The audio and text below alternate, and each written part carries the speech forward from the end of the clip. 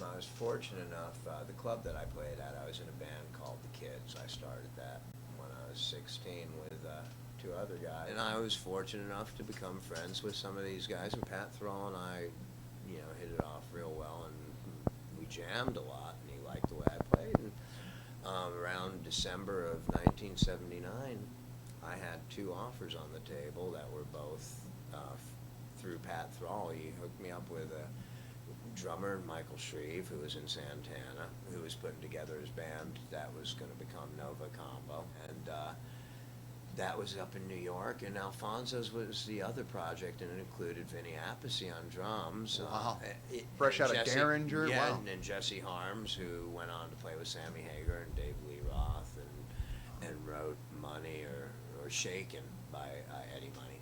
It ended up just being so involved in the Alfonso project. I didn't do much of anything else while I was recording the album. So therefore, I knew I didn't want to go back to Florida, but I needed to find a gig. And I wasn't that much in the social circle, like we could jump in right into some other band. So one of the people I did know worked at Guitar Center. I bought all my Marshalls when I got out here from them.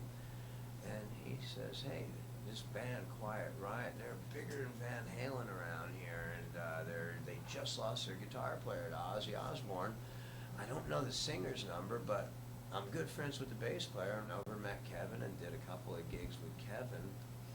But I ended up, right after that, I ended up leaving because I was offered a spot with Glenn Hughes. And how I met Glenn and what was Glenn? Was fun. That was funny indirectly because I met him through Ronnie James Dio, who had been recording Heaven and Hell At the time. at Criteria in Florida. And so did you end up doing a short stint with Steeler after Yngwie Yeah, fled? I did a few shows. That's why I joined, is Dutch Courage was not really going anywhere, and so I did the shows with Steeler long enough to get asked to join Steeler was Talus. hot. I mean, Steeler was hot at that time. They were smoking. With Steeler, it wasn't, my heart wasn't in, You had just left. I mean, really, seriously, you had just left a lineup that you were pretty serious about, as you say. Yeah, exactly. That had some really And nice now- substance. I mean, it was coming from the heart, right? Yeah, and then you hit it on the head. It's got to be conveniently stuff did. you really believe in. So you record that record, and then somehow you end up with the CBS band on their second, third record. And right Australian band. I got a Heaven. call from Alan asking me if I wanted to do the third album. And they were signed to CBS, and they were managed by Lieber and Krebs. And this is what I'm saying. Who managed also? Who didn't? They managed AC/DC, Def Leppard, Aerosmith, Scorpions, Schenker, which is how I wound up to come, being MSG. And so on and so on. Ted Nugent, Joan Jett, And you had quite a nice national run with Heaven at that particular time. So we had you were supporting. Who'd you support on that? It wasn't Sabbath. I think it was. No, we did Dio. You did Dio's Holy Diver, Last in Line, one of those. Some of those dates. We did some dates with Saxon. Some dates with Priest. That was probably like Crusader, or no, when they were at their peak in America. You get to do a little thing with Frankie Miller, and then that was a great record. Simon Kirk from Bad Company played wow. on drums. Chrissy Stewart was bass player. Brian Robertson from Thin Oh, Lizzy was the wow. other guitar player. Truly, on that album. Yeah, Wow. It was awesome. I mean, and it was going to school. I mean, it really was. Some old cats. Yeah, I mean, and not just that they were old; they knew how to do it. Sure. They do it right. You come into the debut of the revamped MSG as a Macaulay Schenker group rather than Michael Schenker group, and I find it very interesting at that point, given Michael. Was it his idea to bring in a second guitar player? Absolutely. How did this transpire? The band, I don't even really think was or management was totally comfortable with that idea. They're selling a Guitar Hero. What do they need me for? Michael, however, had seen me play keyboards when I was in Heaven, and he knew that I did all the over-the-hand tapping stuff. And Michael actually was always gracious and was great to play with. I learned a hell of a lot from Michael. Wow. Not so much in the notes, but in learning just how much the fingers are responsible for the sound, not the amp, not the guitar. Yeah, everything plays a part, but a great guitar player will make anything sound good.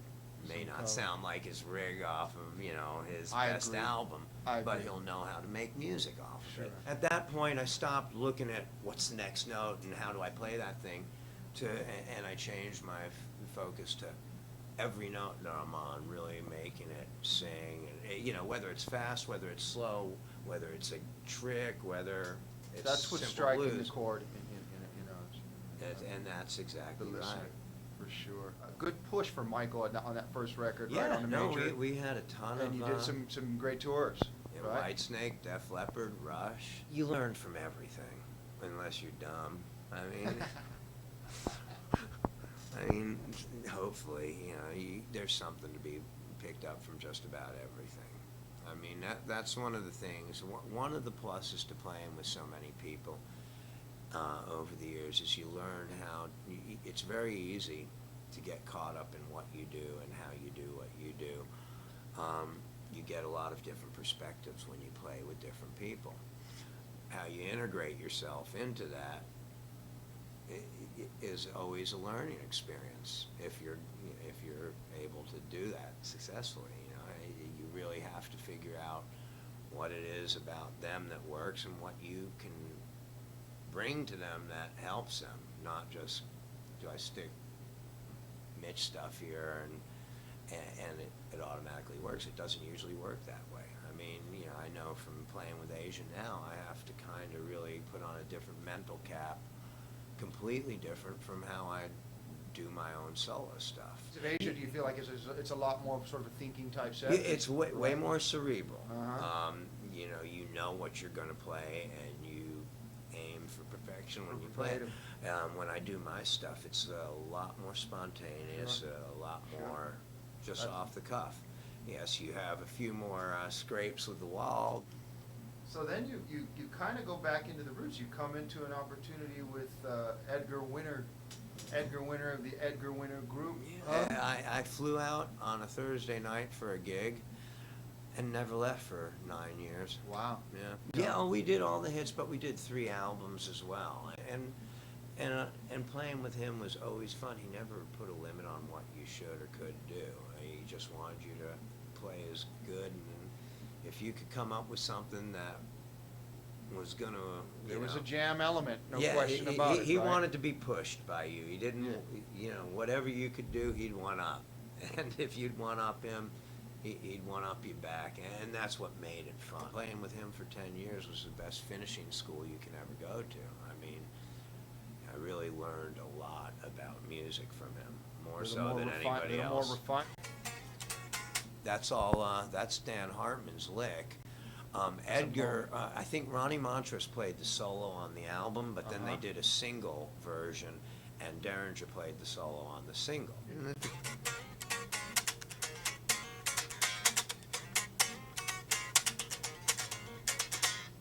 You also did your first serious solo album, if I'm not mistaken? Yeah, it was done for Japan, and it was called Wire to Wire. Interesting little note that you guys recorded a live record in the famous Liverpool club where the Beatles started. Yeah, right? yeah. Which is kind of Cavern interesting. Club did the Summer Rose record, which was a really cool record, and that kind of got me going to do my solo stuff that I'm doing now. We're about halfway through a record. Mike Klink's producing it. Kenny Aronoff played drums, and he does the Zep set with me.